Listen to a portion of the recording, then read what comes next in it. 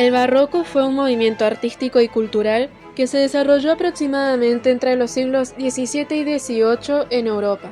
El término barroco proviene del portugués barroco, que significa irregular o extraño. Inicialmente se utilizaba de manera despectiva para referirse a una ornamentación excesiva y recargada, pero con el tiempo se convirtió en un término para describir un estilo artístico específico. Surgió en Italia, particularmente en Roma, en el siglo XVII, como una reacción al Renacimiento. Se caracterizó por su dramatismo, su énfasis en lo emocional, lo dinámico y lo teatral, así como por su uso de la ornamentación exuberante. El barroco se extendió rápidamente por toda Europa, siendo especialmente relevante en países como España, Francia, Países Bajos y Austria. En Europa, durante los años 1600 y 1700, surgió un periodo de agitación social, política y religiosa, marcada de conflictos políticos como la Guerra de 30 años y la tensión entre católicos y protestantes. La Reforma Protestante, liderada por Martín Lutero a partir de 1517, desafió la autoridad de la Iglesia Católica y sus prácticas. Entre las principales críticas protestantes se encontraban la venta de indulgencias, el excesivo poder político de la Iglesia y el lujo de sus clérigos. Este movimiento promovía una fe más personal, basada en la lectura directa de la Biblia y en la austeridad de los lugares de culto, lo que resultó en una fuerte división religiosa en Europa. Países como Alemania, Inglaterra y Escandinavia adoptaron las ideas protestantes, mientras que Italia, España, Francia y otros permanecieron fieles al catolicismo. La Contrarreforma fue la respuesta de la Iglesia Católica a los desafíos protestantes. Este movimiento buscó reafirmar los dogmas y tradiciones católicas a través de una serie de reformas internas y de estrategias para recuperar su influencia. El Concilio de Trento, en los años 1545 y 1563, fue el evento clave de la Contrarreforma.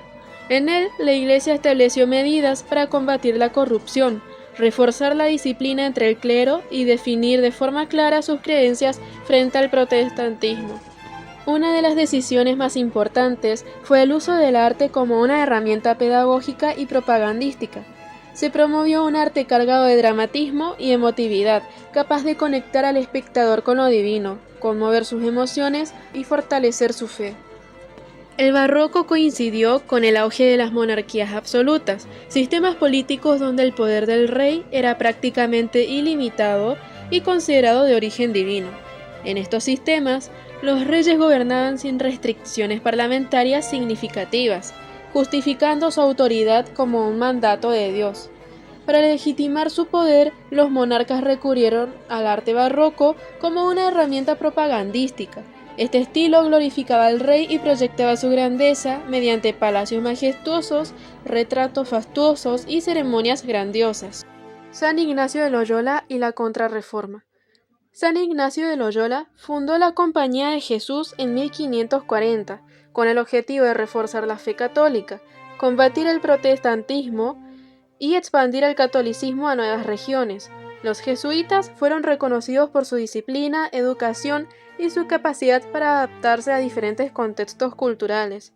Los jesuitas se convirtieron en los soldados de Cristo, desempeñando un papel clave en la defensa de la Iglesia Católica durante la Contrarreforma. Establecieron colegios y universidades en toda Europa, promoviendo la educación como una herramienta para fortalecer la doctrina católica. La religión tuvo una fuerte presencia en la pintura barroca española que supo transmitir una emoción auténtica. Surge la ciencia.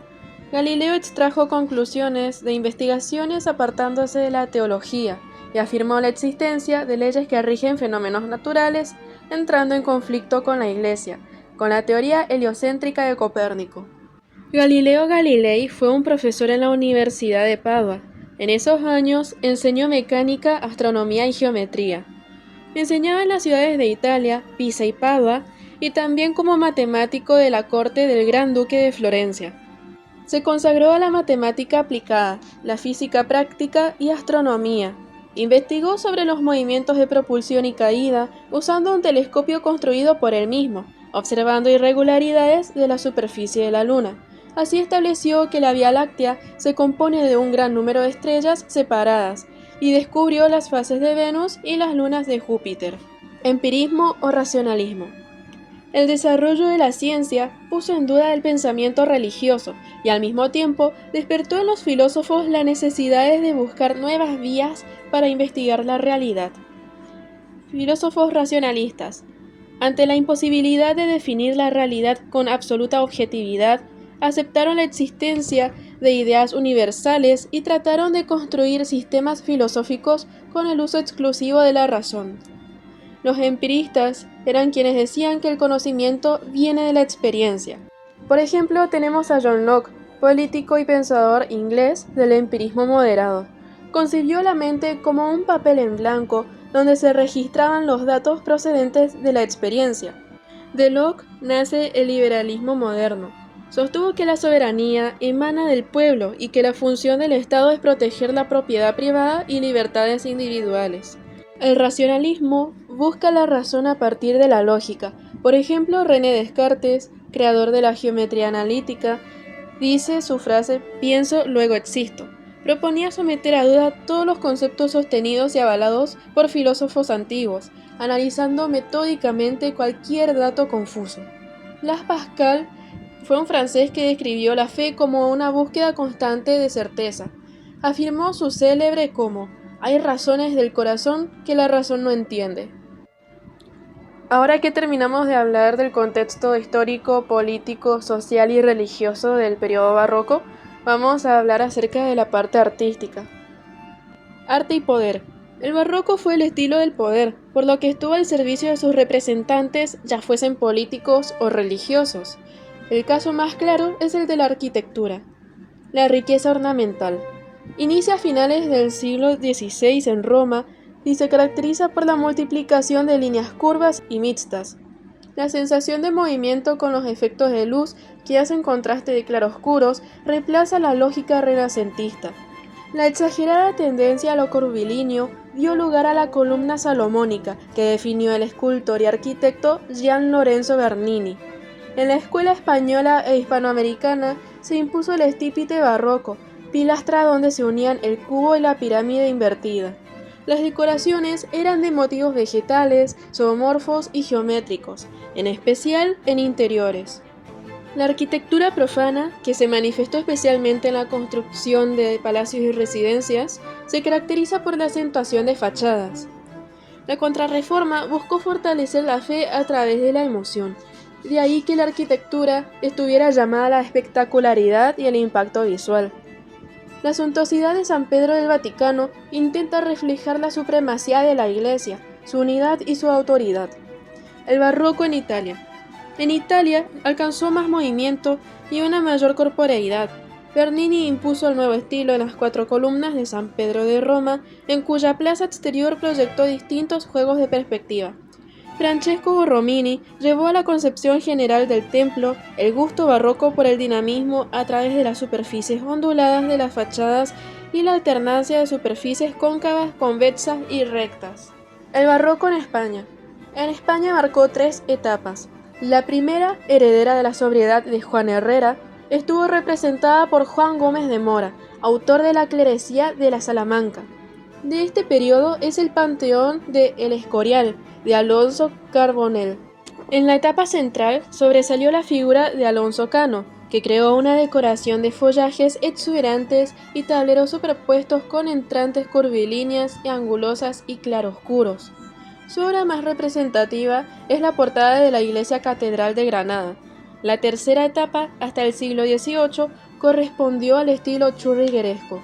Las características principales de la arquitectura es gran riqueza decorativa, paredes cóncavas y convexas, o sea, siempre onduladas. Se abandonan las superficies planas y líneas rectas.